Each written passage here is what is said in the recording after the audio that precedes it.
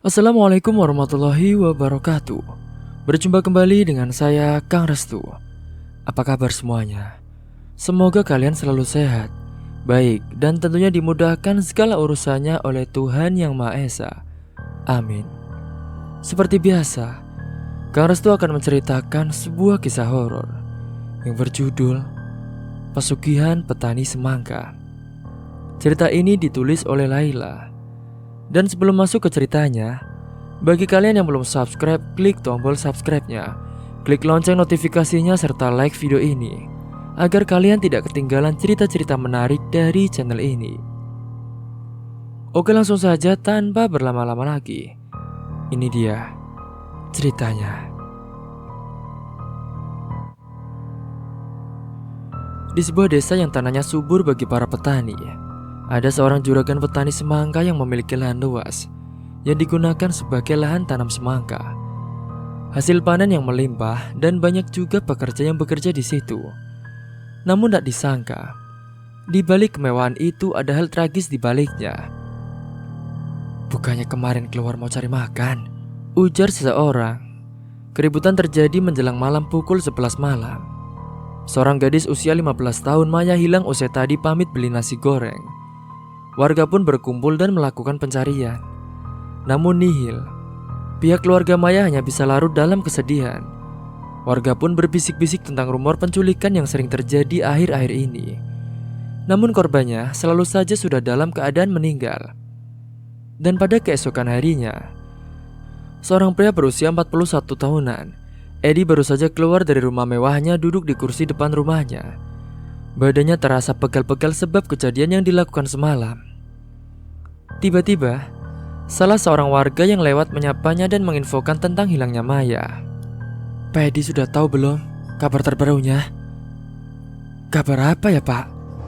Itu Maya, anaknya Pak Manto, hilang. Edi memasang wajah terkejut dan berujar pada orang itu supaya Mayanya segera ditemukan. Lalu orang itu pun berpamitan dan beranjak pergi. Setelah kopi dicangkir habis, Edi pun kemudian segera mandi, lalu setelahnya pamit sama istrinya, yaitu Puput, untuk pergi ke ladang semangkanya. Dengan mengendarai motornya yang baru dibelinya sebulan lalu, dia pun pergi ke ladang. Di perjalanan, dia bertemu dengan para warga. Dia pun menyapa mereka dengan ramah. Meskipun kadang sengak, dia masih bisa ramah kepada warga sekitar. Edi ini salah pengusaha penanam semangka dan hasil panennya sudah tersebar kemana-mana, dari mal-mal sampai ke pasar-pasar.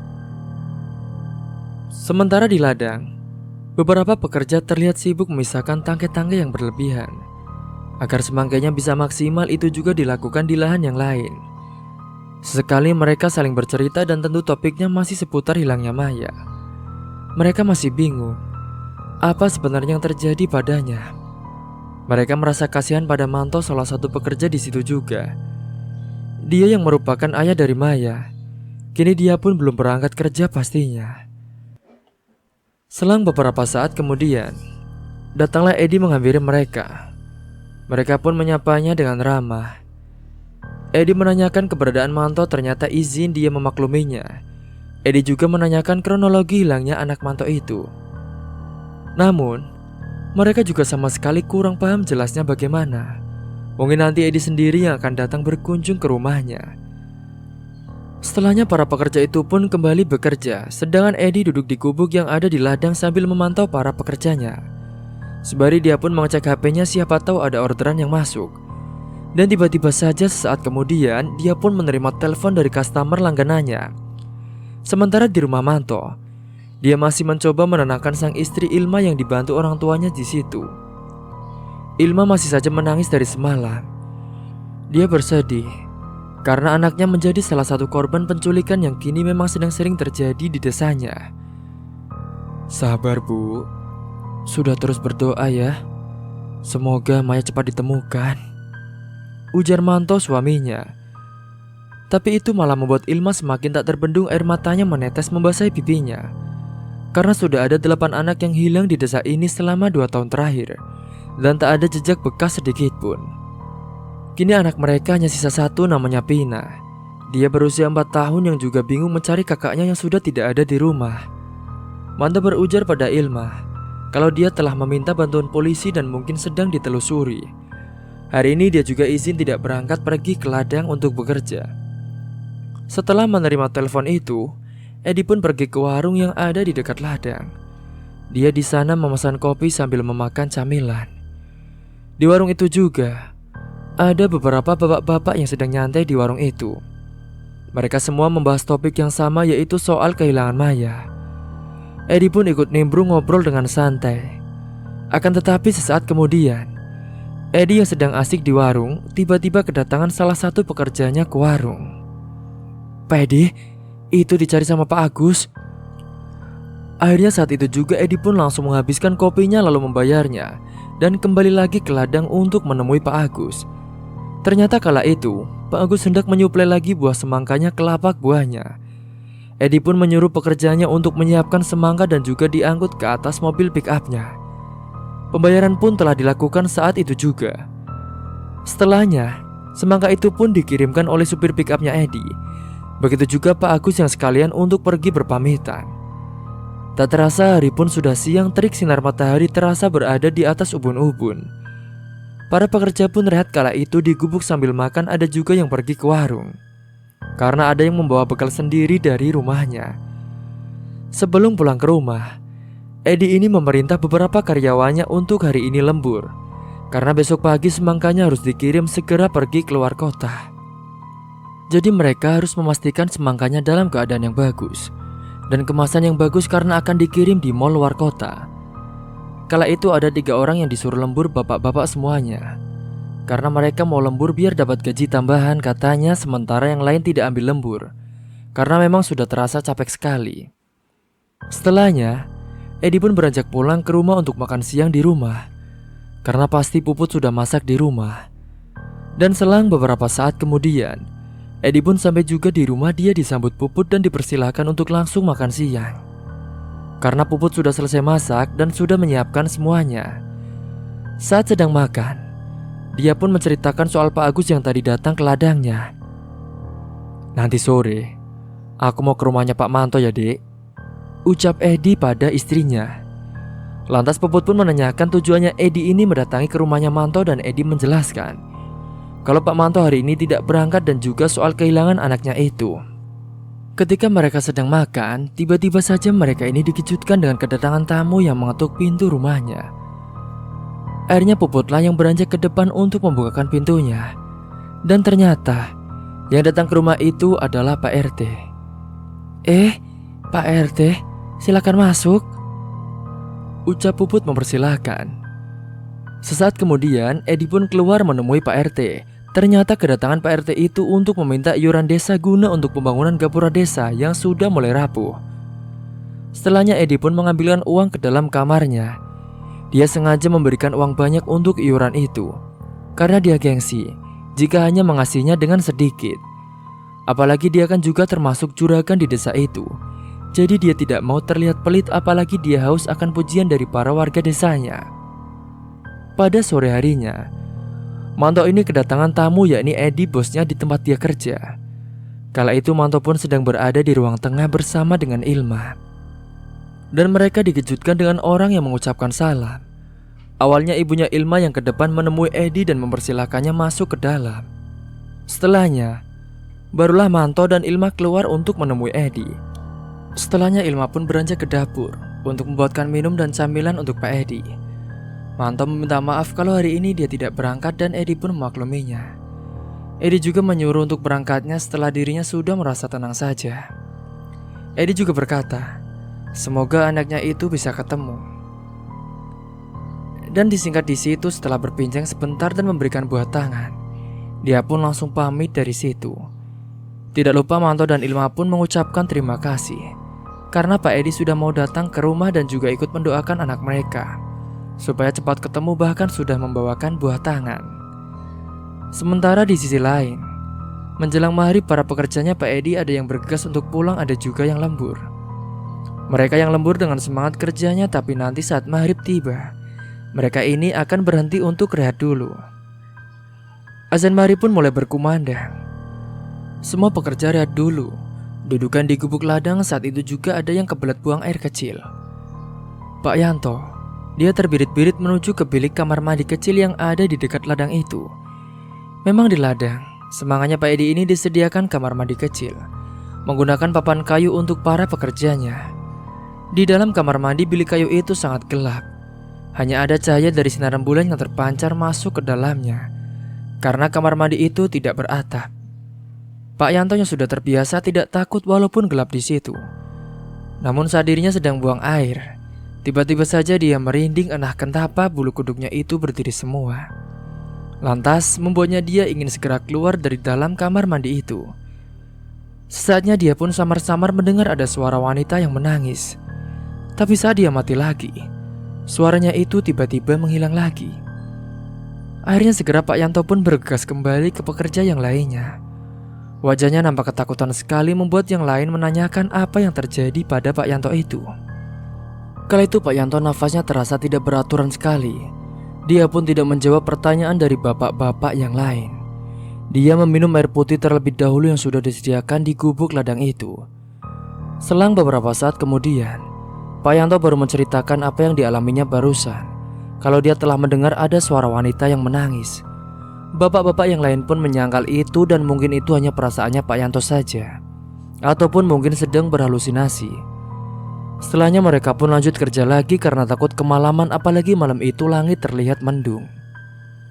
Saat mereka sedang bekerja, tiba-tiba saja mereka dikejutkan dengan suara kemerusuk di semak-semak yang ada di samping ladang semangka itu. Sontak semuanya pun hening terdiam. Mereka mendengarkan suara itu terdengar kembali. Tapi setelahnya suara itu menghilang begitu saja. Mereka semua pun tidak terlalu menghiraukan lagi. Tak terasa malam sudah menunjukkan pukul 8 malam. Mereka pun segera bergegas pulang ke rumahnya masing-masing. Mereka berjalan kaki bersama-sama melewati jalanan yang sepi dan juga gelap. Di perjalanan salah satu dari mereka ada yang melihat ada penampakan gadis yang sudah hilang selama ini. Dia itu berdiri di samping jalan. Sontak dia pun langsung menunjuk ke arah sosok wanita itu.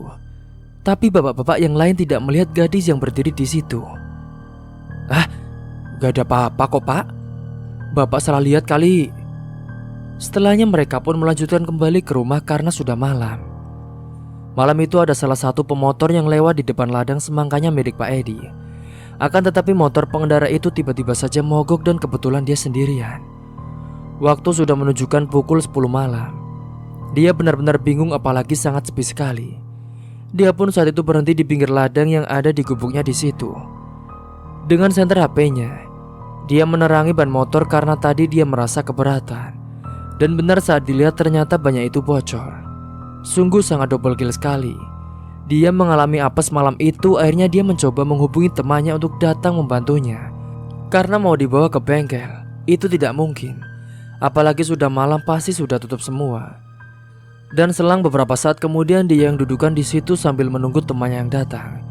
Tiba-tiba saja hembusan angin kencang, apalagi hujan terlihat akan turun.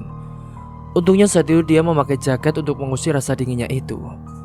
Kala sedang duduk di gubuk, tiba-tiba saja dia mendengar ada suara seperti wanita yang menangis terseduh-seduh.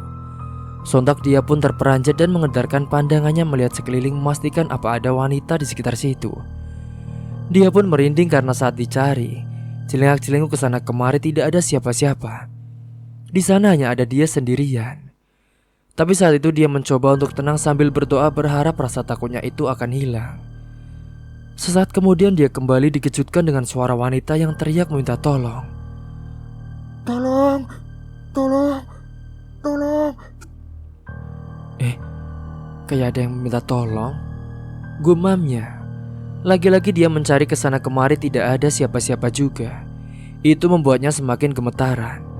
Lalu dia pun terlonjak saat ada tangan yang menepuk pundaknya. Dia terbujur kaku karena takut, namun saat dia menoleh ke belakang, ternyata ada salah satu bapak-bapak. Lagi ngapain Mas di sini? Ini Pak, motor saya mogok sama bocor. Akhirnya bapak-bapak itu pun mengajak ke rumahnya, karena menurutnya tempatnya itu serem, apalagi sudah mau hujan. Dia pun menyetujuinya untuk ikut ke rumahnya. Dan dia juga mengabari temannya lagi untuk jemputnya jangan di pinggir ladang.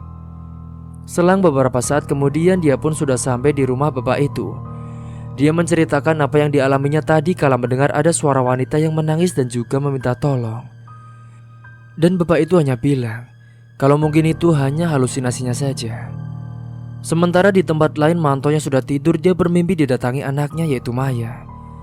Kala itu Manto bermimpi Maya datang ke rumah dan dia terlihat sedih bahkan menangis terseduh-seduh, yang membuat Manto menanyakan apa yang sudah terjadi dengannya.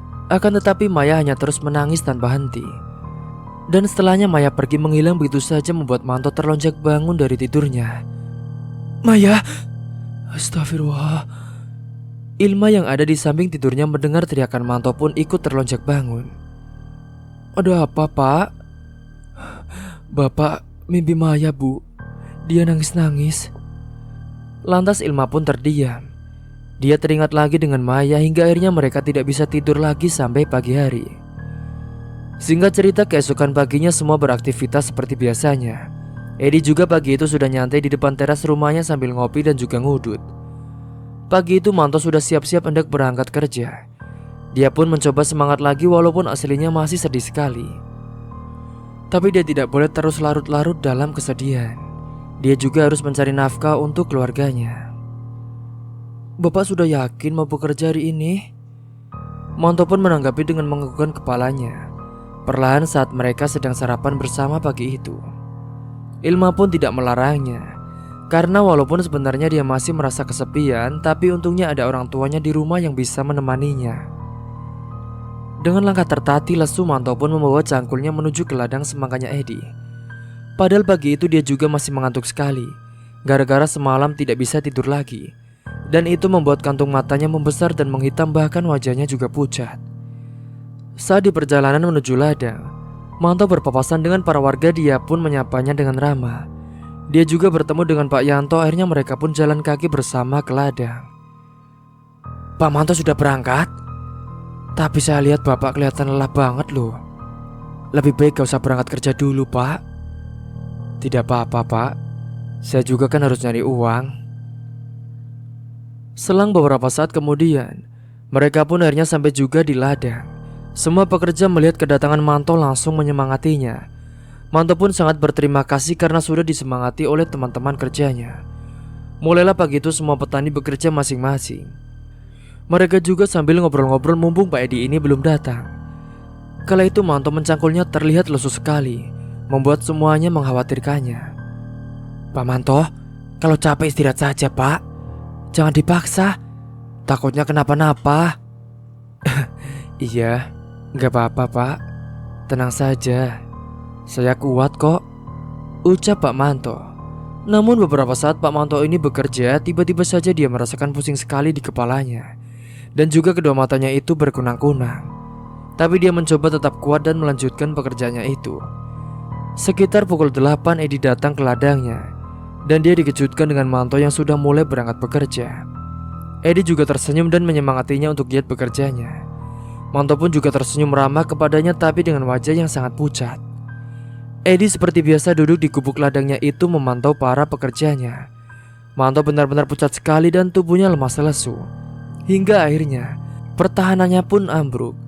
Manto yang tidak kuat, dia pingsan saat bekerja. Hah? Tolong, Pak Manto pingsan. Tolong, tolong, teriak Pak Yanto memanggil teman-temannya. Akhirnya semua pekerja pun segera menolong Manto dan tubuhnya diangkat ke gubuk ladang semangka, yang memang ukuran gubuknya lumayan besar dan juga lebar. Edi pun juga ikut panik saat itu. Dia meminta kepada salah satu pekerjanya untuk memesankan teh hangat. Pak Yanto juga langsung lari terbirit-birit menuju ke rumahnya Bu Ilma untuk memberitahu kalau suaminya jatuh pingsan di ladang. Kala itu Bu Ilma sedang menyapu halaman di depan rumahnya untuk menenangkan pikirannya. Bu Ilma, Bu Ilma, teriak Pak Yanto dari kejauhan. Membuat Bu Ilma ini kaget dengan kedatangannya, karena Pak Yanto itu lari-larian. Ada apa Pak Yanto? Itu Bu, ada apa Pak? Ngomongnya yang jelas. Pak Yanto Bu, Pak Yanto pingsan di ladang. Astagfirullahaladzim. Sapu lidi yang ada di genggamannya pun langsung dilemparkan. Ilma langsung berlari menuju ke ladang bersama dengan ibu bapaknya. Sesampainya di ladang, Ilma cemas melihat Manto yang belum sadar juga. Untungnya kala itu ibunya Ilma sudah membawa minyak angin kayu putih dari rumah. Tubuhnya Manto pun yang dingin itu pun kemudian dioleskan dengan minyak kayu putih beberapa kali. Hingga akhirnya beberapa saat kemudian Manto pun sadar juga dari pingsannya. Segera saat itu Manto pun diberikan teh hangat yang sudah dipesankan di warung. Akhirnya Manto dipapa dibawa pulang setelah sudah mendingan dan tidak lanjut kerja hari itu. Sesampainya di rumah, Manto dibaringkan di kasur untuk beristirahat. Singkat cerita, pada sore harinya ada beberapa petani yang lembur lagi karena ada kerjaannya yang harus segera diselesaikan. Malam itu mereka yang sedang bekerja dikejutkan dengan suara wanita yang meminta tolong. Tolong, tolong, tolong. Sontak semua menjadi terdiam dan menghentikan pekerjaan dan saling berpandangan. Tapi sesaat kemudian, suara minta tolong itu pun menghilang. Akhirnya mereka pun kembali bekerja peluh keringat menetes karena bekerja dengan sangat giat dari pagi sampai malam. Sesaat kemudian mereka pun mendengar ada suara wanita yang menangis terseduh-seduh. Tapi saat mereka mengedarkan pandangannya, tidak ada apa-apa di ladangnya itu. Semua menjadi merinding, tapi tetap fokus dengan pekerjaannya supaya cepat selesai. Salah satu dari mereka juga ada yang kebelet buang air kecil. Akhirnya dia pun menghentikan pekerjaannya sejenak. Dia pun beranjak pergi ke kamar mandi. Saat di dalam bilik kamar mandi, dia ini merasakan merinding kala angin masuk ke dalam bilik itu. Pak, tolong saya, Pak. Seketika yang membuatnya semakin gemetaran. Tiba-tiba saja bapak itu mendengar ada suara wanita lirih yang meminta tolong dengan nada yang sedih. Bapak itu pun langsung celingak-celinguk tapi tidak ada apa-apa. Setelahnya dia pun kembali lanjut bekerja lagi. Sementara di sisi lain malam itu Manto sudah mendingan karena sudah minum obat. Manto juga dipijiti oleh Ilma tubuhnya sambil mereka ngobrol-ngobrol bersama. Meskipun begitu mereka juga tetap memikirkan soal Maya yang belum juga diketemukan. Singkat cerita, sore itu Edi menjenguk Manto yang lagi sakit tapi dia hanya sebentar saja di rumahnya. Sekembalinya di rumah, Edi ini ditegur Puput sang istri. Karena dia senyum-senyum sendiri pas masuk ke rumah dan jawabnya sungguh mengejutkan jika didengar oleh orang lain. Namun bagi Puput, karena Puput sudah tahu apa yang dilakukan sang suami demi kekayaannya. Edi berujar kalau dirinya senang sekali melihat ekspresi Manto yang kehilangan anaknya. Wajah sedih, penyesalan dan lemas, itu merupakan pemandangan seru bagi Edi. Dan ternyata pelaku di balik hilangnya orang di desanya itu adalah ulah dari Edi sendiri. Dia kemudian beranjak duduk leha-leha di depan TV dan meminta istrinya untuk membuatkan mie spaghetti untuknya. Sembari menunggu Puput selesai masak, Edi ini merenungi nasibnya yang kini punya usaha lancar dan juga banyak uang. Dia bahkan mengingat-ingat kemarin waktu menculik Maya. Pasalnya sebelum ditumbalkan, Edi lebih dulu melecehkannya. Jadi inilah cerita sebelum Maya diculik. Malam itu seorang wanita dengan sepeda motornya lewat sendirian di jalan yang sepi orang dan dekat dengan kebun karena masih di pedesaan.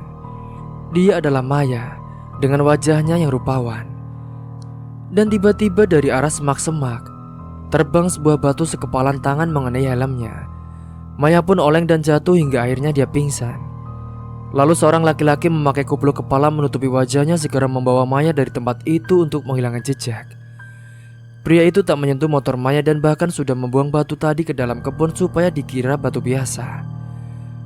Pria itu pun meletakkan Maya di sebuah ruang bawah tanah, yaitu ruang rahasia miliknya. Dan tanpa basa-basi pria itu langsung merobek-robek pakaian Maya yang dalam keadaan pingsan itu dan langsung memperkosanya. Hingga beberapa saat kemudian Maya pun tersadar terengah-engah dengan apa yang sedang menimpanya. Namun mulutnya langsung dibungkam jadi tidak bisa berteriak. Seorang pria yang dia kenal. Dia adalah bos dari tempat bapaknya bekerja. Yang sedang memperkosanya, dia pun hanya bisa menangis dan kesakitan. Sementara pria itu justru tersenyum penuh kemenangan dan tetap melanjutkan aksinya itu. Usai dia puas, bahkan dengan tega pria yang merupakan Pak Edi langsung membekap wajah Maya yang sedang terikat itu dengan bantal. Maya pun tak bisa bernafas dan akhirnya dia tewas dengan kondisi tubuh yang telanjang. Bukan tanpa maksud Edi melakukan itu. Dan itu bukan hanya kejahatan seksual saja, melainkan Edi ini hendak menumbalkan Maya juga demi memenuhi syarat pesugihan yang dia jalani. Setelahnya Edi menggotong jasad Maya yang hanya ditutupi dengan kain dan menguburkannya di tempat persembahan seperti biasanya, yang tak jauh dari kebun semangka miliknya. Dan usai menguburkan Maya dengan cara yang tidak layak, Edi pun menyalakan dupa di situ dan memanggil sesembahannya. Sosok itu pun datang dan menerima persembahan Edi. Dan berkat itulah selama beberapa bulan ke depan, usaha Edi ini pasti dijamin lancar. Ternyata selama ini tak hanya Maya saja. Beberapa korban penculikan sebelum-sebelumnya Edi juga telah pelakunya. Namun pelecehan yang dilakukan Edi selama ini tak diketahui oleh Puput. Karena yang Puput tahu, Edi ini hanya menumbalkan korbannya saja. Jadi seperti itulah cerita di balik dalang hilangnya para perempuan yang ada di desa itu. Singkat cerita, hari-hari berlalu. Kasus hilangnya Maya akhirnya terbengkalai sementara karena belum ditemukan bukti apapun. Manto dan istrinya berusaha menerima kenyataan itu dan kini mereka mencoba untuk melanjutkan hidup lagi dan Manto bekerja kembali. Tapi setelah kepergian Maya, mereka jadi merasa kesepian di rumah dan tidak hanya itu saja. Mereka menjadi sering diteror oleh bayang-bayang Maya. Suatu malam hari, saat Ilma menutup jendela kamarnya, tiba-tiba ada sosok Maya yang duduk di depan kursi jendelanya. Letak kamarnya Manto dan Ilma yang berada di depan, jadi jendelanya menyatu dengan teras rumahnya. "Maya!" teriaknya. Namun sosok Maya masih terus menangis tak henti-hentinya. Ilma terus memanggil Maya hingga akhirnya Maya pun menoleh menghadap ke arah Ilma. Akan tetapi betapa terkejutnya Ilma kala melihat sosok mayat dari belakang. Saat dari depan berubah menjadi sosok wanita yang sangat menyeramkan sekali. Karena takut, Ilma pun langsung menutup jendelanya dan langsung ke atas kasurnya. Serta dia pun langsung menarik selimutnya dan menenggelamkan seluruh tubuhnya. Sedangkan Manto saat itu sudah tertidur pulas di sampingnya Ilma. Sesaat kemudian tiba-tiba selimutnya itu ditarik oleh entah siapa. Dalam pikirannya, Ilma sudah pasti tahu itu adalah sosok yang mencoba usil kepadanya. Ilma pun terus membacakan doa-doa berharap sosok itu pergi menghilang. Dan selang beberapa saat kemudian, sudah tidak ada lagi yang usil menarik selimutnya Ilma. Akan tetapi Ilma ini mendengar ada orang yang meminta tolong. Tolong saya," ucapnya. Seketika Ilma pun merinding mendengarnya. Ilma tahu kalau itu adalah suaranya sama seperti Maya anaknya. Tiba-tiba sosoknya itu menampakkan dirinya di depan pojok kamarnya. Dan dia dengan menggunakan pakaian yang sama seperti saat Ilma bertemu Maya terakhir kalinya, yaitu saat Maya hendak pergi malam itu. "Maya, nak," ucap Ilma sambil menangis. Seketika Maya pun menangis dan dengan perlahan sosoknya ini menghilang dengan perlahan. Setelahnya Ilma pun teriak sambil menangis dan itu membuat Manto yang ada di sampingnya terlonjak bangun. "Ada apa, Bu?" Maya, Pak," teriak Ilma sambil menangis. Manto pun lalu memeluk Ilma dan menenangkannya. Pandangan Manto juga kala itu beredar karena dia bingung dengan ucapannya Ilma. Hingga akhirnya setelah sedikit tenang, Ilma pun sudah tidak menangis lagi. Barulah dia menceritakan kepada Manto kalau dia tadi melihat Maya yang datang. Dan dia menangis, dia juga mendengar ada suara minta tolongnya. Tapi karena waktu itu masih tengah malam, mereka pun lalu melanjutkan tidur lagi. Pada hari berikutnya, ketika sedang memasak di dapur, kala itu Ilma sedang masak mie rebus sekitar pukul 10 malam. Karena dia lapar dan kebetulan saat itu hujan deras. Tiba-tiba hembusan angin datang menghampiri tubuhnya pun seketika merinding. Terdengar kembali suara yang dikenali olehnya, yaitu suara Maya. Tolong.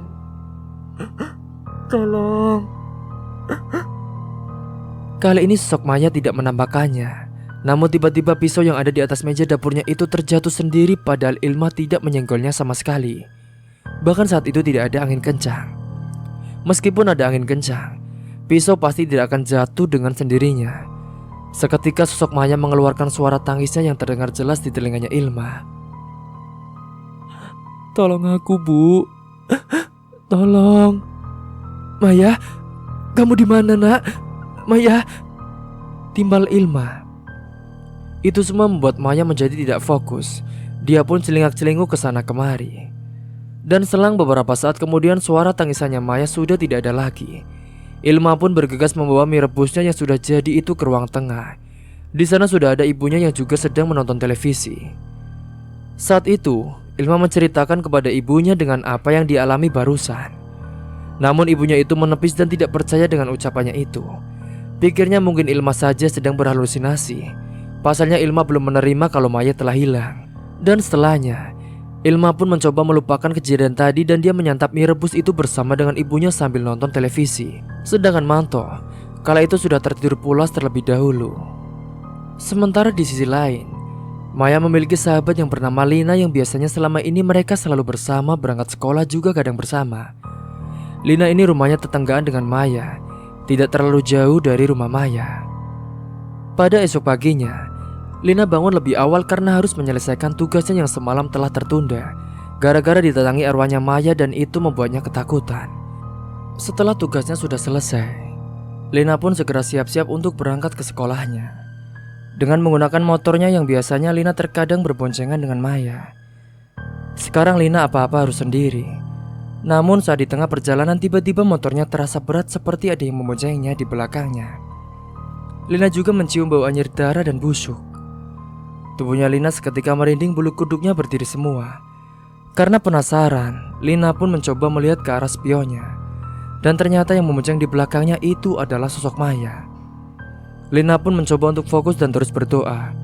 Kalau Lina tidak fokus, bisa jadi dia nanti mengalami kecelakaan. Dengan terus membaca doa-doanya dan pandangannya fokus ke depan. Sedangkan kaca spionnya sengaja Lina arahkan ke bawah agar tidak melihat adanya sosok Maya yang membonceng di belakang motornya. "Lin, tolong saya, Lin," ucapnya Maya itu dengan ketakutan.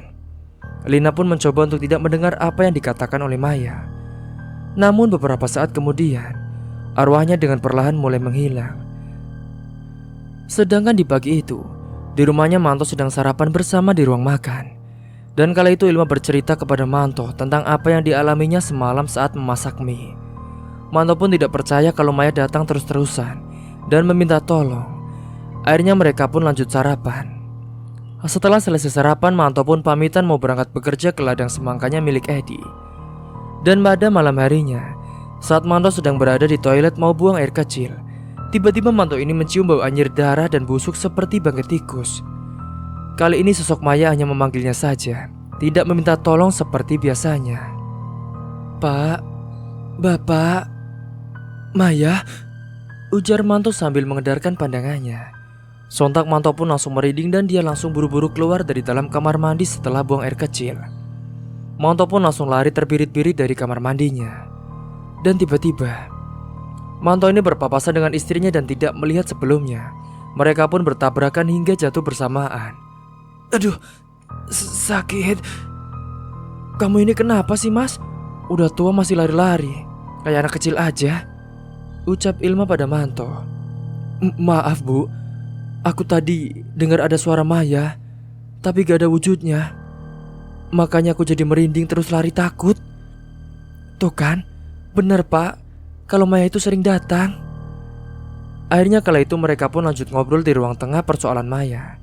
Mereka benar-benar bingung dan tidak tahu harus berbuat apa. Dan singkat cerita, Manto pun kebetulan mendapat giliran untuk lembur kerja di ladang semanganya Pak Edi karena dia harus menggantikan selama ini dia libur. Dan saat itu Manto pun lembur bersama dengan Pak Yanto juga dengan dua pekerja yang lainnya.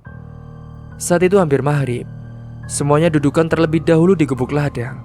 Sembari menunggu maghrib, mereka pun sambil ngobrol-ngobrol bersama. Namun saat mereka sedang ngobrol-ngobrol, tiba-tiba saja mereka mendengar ada suara di balik semak-semak ladangnya. Serak, serak, serak. Tapi saat itu mereka tidak terlalu menghiraukan karena mereka pikir itu hanya suara tikus yang lewat di balik semak-semak saja. Ketika sedang ngobrol, tiba-tiba saja Manto bangkit karena dia hendak buang air kecil. Dia pun pergi ke bilik kamar mandi yang ada di sana. Suasananya sangat gelap sekali, tapi dia terpaksa karena sudah kebelet sekali. Saat di dalam kamar mandi, tiba-tiba saja dia mendengar ada suara wanita yang menangis terseduh-seduh. Dia pun terperanjat. Dan itu membuatnya merinding, apalagi bersamaan dengan itu kesiur angin yang masuk ke dalam bilik. Setelah selesai buang air kecil, dia pun keluar tiba-tiba. Dan Manto melihat ada seorang wanita yang sedang duduk di pojok ladangnya agak jauh darinya. Siapa wanita itu? Jam segini kok duduk sendirian? Gumamnya dengan penasaran. Karena penasaran, Manto pun mencoba mendekatinya. Dia berjalan menghampiri dan saat dia perlahan-lahan mendekat, suara tangisnya itu masih terdengar dengan jelas. Hingga akhirnya dia tahu kalau yang nangis itu adalah wanita yang sedang duduk di pojok sana. "Mbak, kenapa Mbak?" tanya Manto dengan pelan. Sesaat kemudian sosok wanita itu pun menoleh ke hadapannya. Dan betapa terkejutnya, ternyata wanita itu adalah Maya, anaknya. "Maya?" Kala itu Manto yang hendak mendekatinya karena Manto kira Maya sudah kembali. Tapi Maya malah menghilang entah kemana. Dia pun mengedarkan pandangannya ke sana kemari mencari keberadaan Maya lagi sambil berteriak-teriak. Sedangkan di gubuk, bapak-bapak menanyakan keberadaan Manto yang tidak kembali-kembali. "Pak Manto kemana ya? Kok lama banget?" Sesaat kemudian mereka pun mendengar suara teriakan Manto yang memanggil anaknya. Mereka pun mencoba mencari ke kamar mandi. Pak Yanto dan yang lain memanggil Pak Manto, tapi dia seperti tidak menghiraukan karena Manto sedang sibuk mencari Maya. Hingga akhirnya Manto pun ditangkap oleh mereka dan disadarkan bahwa tidak ada Maya di sana. Tapi Manto mengelak. Dia mengatakan kalau tadi telah melihat Maya dan juga bersedih. Akhirnya karena sudah habis maghrib, mereka pun lalu mulai melanjutkan pekerjaannya kembali. Saat sedang bekerja, Manto ini tidak fokus karena dia melihat ada wanita berdiri dari kejauhan menatapnya dengan wajah sendu yang sedih. Dan wanita itu adalah Maya.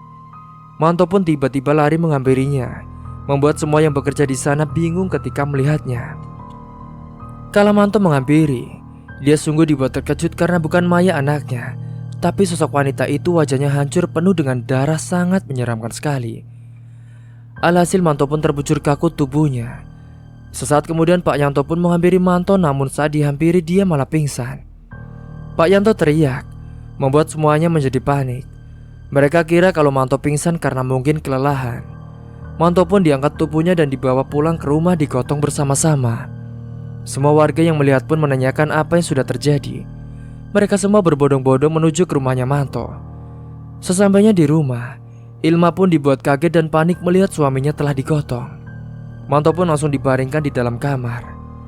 Selang beberapa saat kemudian, Manto pun sadar tapi dia terus memanggil nama anaknya. "Maya, Maya." Segera saat itu, Ilma pun memberikan teh hangat kepada Manto supaya dia itu lebih tenang. Dan saat sudah sedikit tenang, Ilma menanyakan kepada suaminya, apa yang sebenarnya terjadi?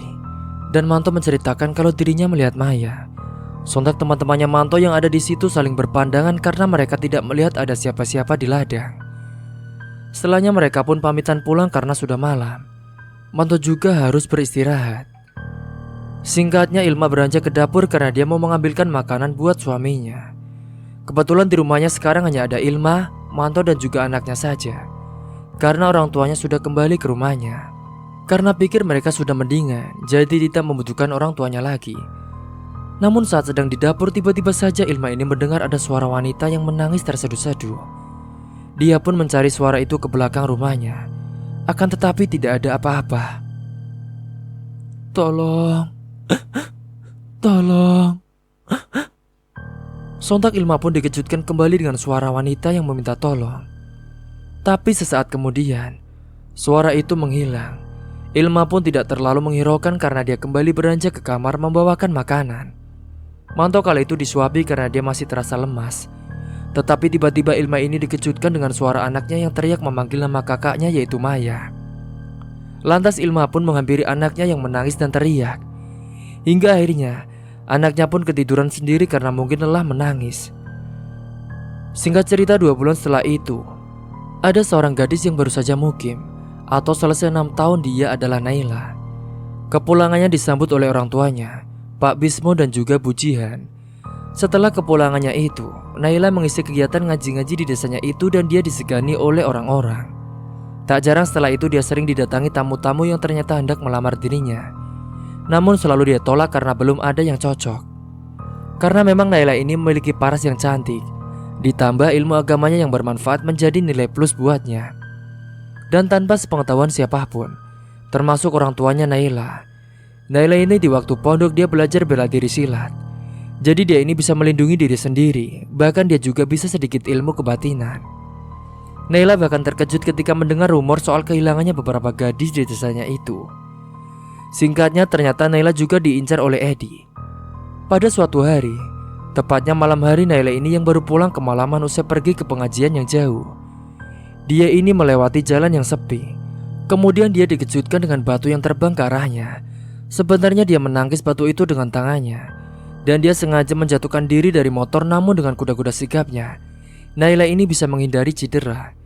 Dia sengaja melakukan itu untuk memancing pelaku keluar. Dan Edi pun terpancing, namun dia terkejut ketika Naila yang pura-pura pingsan lalu bangun dan mengejarnya. Dan kini keadaan berbalik. Edi lah yang pingsan akibat pukulan Naila, lalu Naila mengikatnya di pohon agar dia tidak kabur tanpa membuka penutup kepalanya dulu. Setelahnya dia menuju kerumunan pos ronda, bahkan memanggil warga-warga yang masih berjaga malam itu untuk ikut dengannya. Dan selama perjalanan Naila menjelaskan singkat tentang apa yang baru dialaminya.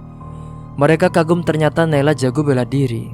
Dan warga menduga bahwa yang menghadang Naila kemungkinan dalang pelaku di balik penculikan-penculikan sebelumnya. Dan ketika warga tiba, kupluk pun dibuka dan identitas pun terbongkar. Namun dia belum mengakui. Saat hendak dibawa ketika ikatan pohon dilepas, Edi justru dirasuki oleh sosok sembahannya dan mengamuk. Merasa ada yang tak beres, Naila pun kembali beraksi dan membuat kagum warga di situ.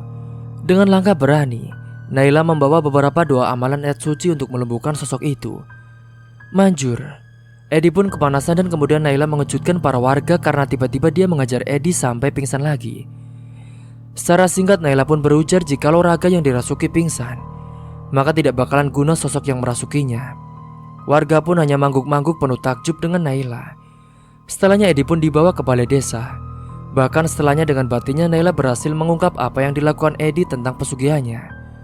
Mata batinnya menemukan lokasi tempat Edi melakukan ritual, yakni di sekitar kebun semanganya sendiri. Semua warga yang ada di balai kala itu murka. Bahkan orang tua dari korban kejahatan Edi pun sudah lepas kendali dan mengajar Edi sampai babak belur. Namun setelahnya, dia pun berhasil dikondisikan. Puput juga sudah didatangkan ke situ. Mereka berdua dibiarkan terikat di balai desa sampai pagi tiba. Pada keesokan harinya, Naila dan beberapa bapak-bapak desa disaksikan pihak polisi yang didatangkan mendatangi lokasi yang ditujukan oleh Naila. Dan dia pun mulai menggali tanah di situ. Dan akhirnya ditemukannya beberapa jasad yang sudah mulai membusuk tanpa mengenakan pakaian apapun. Pihak dari keluarganya korban yang anak-anaknya hilang longlai tak berdaya mengetahui fakta itu. Dan ayah-ayah dari korban, dia semua hilang kendali dan menuju ke balai untuk mengajar Edi kembali sampai-sampai dia koma. Ketika dia dilarikan ke rumah sakit, usai dilarikan ke kepolisian. Sementara Puput pun sudah mendekam di penjara duluan kala itu. Dan sorenya pemakaman massal korban pun dilakukan. Dan pada keesokan malamnya, diadakan pengajian di musola desanya demi mendoakan korban-korban yang sudah dijadikan tumbal oleh Edi. Pihak keluarga korban juga berterima kasih kepada Naila yang berhasil mengungkap kasus itu. Cerita pun tamat. Janganlah kita pernah bersekutu dengan setan ataupun makhluk-makhluk yang tak kasat mata, karena sungguhnya itu akan merugikan diri kita sendiri dan juga orang lain. Semoga dari kini kita bisa mengambil hikmah dari cerita ini, dan juga bisa mengambil sisi positifnya dan buang sisi negatif dari cerita ini. Mungkin itu saja yang dapat Kang Restu sampaikan. Kurang lebihnya mohon maaf apabila ada salah kata ataupun ucapan yang kurang berkenan bagi kalian semua. Sampai jumpa di cerita selanjutnya. Akhir kata, wassalamualaikum warahmatullahi wabarakatuh.